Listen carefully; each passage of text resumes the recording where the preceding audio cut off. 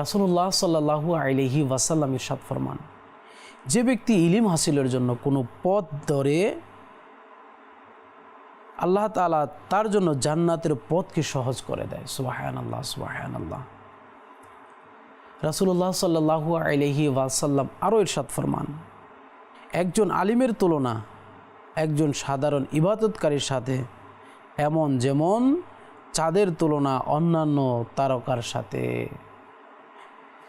রাসূলুল্লাহ সাল্লাল্লাহু আলাইহি ওয়াসাল্লাম ইলমের ফজিলত বর্ণনা করতে গিয়ে আরও ইরশাদ ফরমান, যে ব্যক্তি ইলম অর্জন করে তার জন্য আসমান ও জমিনের মধ্যে সব কিছু দোয়া করে, এমনকি পানির মধ্যে থাকা মাছও তার জন্য দোয়া করে। সুবহানাল্লাহ, সুবহানাল্লাহ।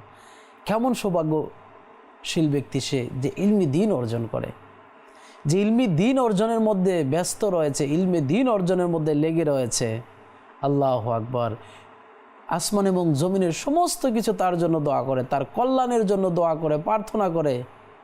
শুধু তাই নয়, সমুদ্রের মাছগুলো তার কল্যাণের জন্য আল্লাহ তাআলার দরবারে দোয়া করেন। আল্লাহু আকবার।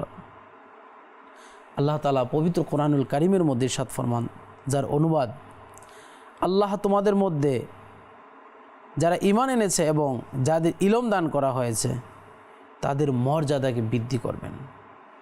সুবহানাল্লাহ, সুবহানাল্লাহ। রাসূলুল্লাহ সাল্লাল্লাহু আলাইহি ওয়াসাল্লাম ইলমের ফজিলত বর্ণনা করতে গিয়ে আরও ইরশাদ ফরমান, একজন আলেম 1000 আবিদ থেকে উত্তম। সুবহানাল্লাহ, সুবহানাল্লাহ।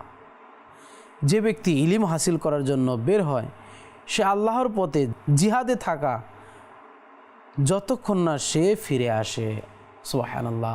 যে ইলমে দ্বীন অর্জন করার জন্য ঘর থেকে বের হয় সে যেন আল্লাহর রাস্তায় জিহাদের মধ্যে রয়েছে।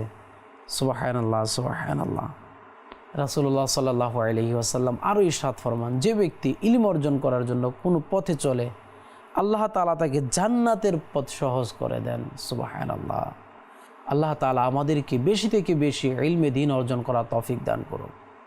ইলম অর্জন করার জন্য যুগে যুগে সাহাবায়ে কেরাম আলাইহিম রিদওয়ান, তাবেঈন, তাবেঈন, আইম্মায়ে মুজতাহিদিন, সালফে সালিহিন অক্লান্ত পরিশ্রম করেছেন। জি হ্যাঁ,